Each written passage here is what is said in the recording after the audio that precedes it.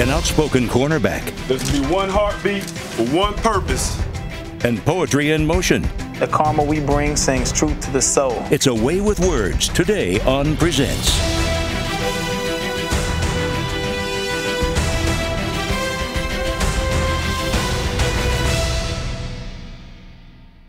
Where we dwell. When minds are at war with hearts and light is at war with dark, this is where glory dwells. Arian Foster with the score. Where warriors whisper hymns of blood lost in vain. He's got an extra gear that maybe people did not know about.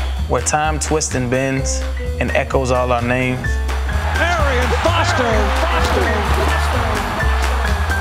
Here's where those diamonds dwell, polished in dust.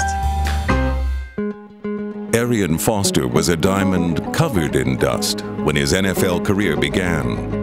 An undrafted rookie from Tennessee, he was knocked for fumbling and a poor work ethic. Hey, Foster, you go pick up the ball and get your all the way to the goal line, or get the hell out of here. All the way to the goal line. Instead of saying, why me? I always flipped it around and said, why not me? You just have to be patient as an athlete because you put in so much work as an athlete, and it's never going to happen right away. Ralph Waldo Emerson once said, "Patience and fortitude conquer all things." After spending most of his rookie year on the practice squad, Foster earned a chance to play late in the 2009 season. Hey, 37, Foster! Hey, just be careful, all right? Just tuck it away, tuck it away. But patience and fortitude couldn't conquer his penchant for fumbling. Foster across the 25-20, fumbles the football. It's loose at the 11. When I fumbled that first time against St. Louis, it was like, oh man, here we go again. I didn't play the rest of that game, and really, I was like, there goes my NFL shot. I'm gonna probably end up playing special teams for the rest of my career. When my coach came to me and he said, we're gonna give you another shot in Miami. But the inkling was, this is your last shot. Gorgeous day here in Miami. And that's probably one of the most nervous times I was, is because I felt like this is it. Like there's no tomorrow. Matt gets the snap, handoff Foster. All I was focusing on was holding on to the ball. I was here with it, I did not let it go, and I wasn't gonna let it go. Gets the feed right side, across the 15, 10, 5, walks in, touchdown, Foster! After that first touchdown, I was completely relaxed. I wasn't running nervous anymore, then I was just me again. Foster finished the season running for over 200 yards in the final 2 weeks and fully burst on the scene in 2010. Arian Foster to the house! In a Week 1 game against the Colts, he rushed for 231 yards. Second most rushing yardage by a player on opening day in the history of the National Football League. Almost instantly, he became a household name. There were players that I had so much admiration and respect for, and they knew my name. We were playing the Giants, and Justin Tuck.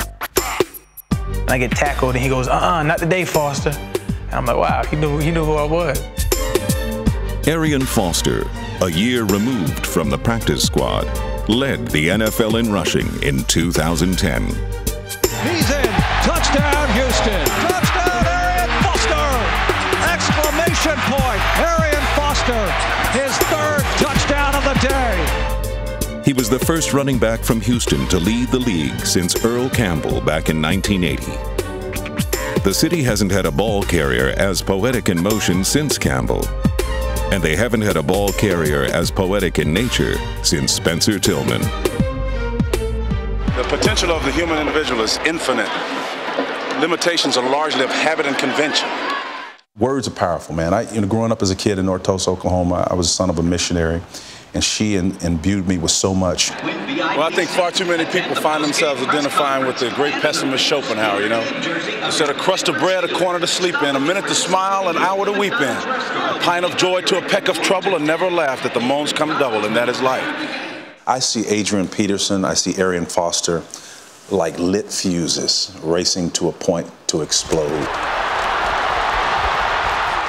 I see players like Barry Sanders like smoke through a keyhole. And the metaphors could go on and on. I see it as poetry, I really do. If you look at interpretive dance, every dance tells a story. And I believe that every runner tells a story. I like to think of myself kind of like water. I'm gonna take what you give me, and I'm gonna move forward, but I'm gonna take what you give me. His name, Arian, means holder of knowledge. He has lived up to that name. Other stereotypes he has not lived up to. The wide-held belief is football players speak in monosyllabic grunts, not this philosophy major with a love for poetry. I've always viewed myself kind of as a narrator of my own life. That's kind of what my poetry is. From swamps to stars, we dreamed far. They called it far-fetched, we called it ours. We called them lessons, they called them scars. They called it blessings. This work was hard. It's kind of something I need rather than something I do. Because there's been stints where, you know, there's just an imbalance in my life, and I just feel like something's wrong, and I get real agitated, and like, oh, I haven't written anything down in a while, so I'll write something down, and it just feels better, just that venting, and I think everybody needs some kind of outlet to get away. I have reserved anger, but I've learned how to channel it into something else and to create and manifest something greater. You know, there's no mystery why people are so enthralled with sports. You know why? It mirrors the drama of life. When I saw your work, it reminded me of Richard Wagner's work, March of the Valkyries. Dun dun dun dun dun dun dun dun dun dun dun dun. That's Richard Wagner. That staccato, pounding, blitzkrieg kind of mentality is what I see. Somebody get the name of that truck that just ran over Nate Allen. Am I off in missing that in terms of the theme or the motif of your writing? I think the beautiful thing about language and the beautiful thing about writing is that it's all up for interpretation. And I don't say you're right or I don't say you're wrong either way. 32 NFL teams were wrong on draft night in 2009. But after battling hamstring issues to start 2011, Foster knows he will always have to prove himself. I'm just used to people's criticism. You know, here's a guy coming out of college undrafted, gets on the practice squad, makes it to the active roster after that, blows up, and does really well and leads the league in rushing. Oh, that was luck. All right.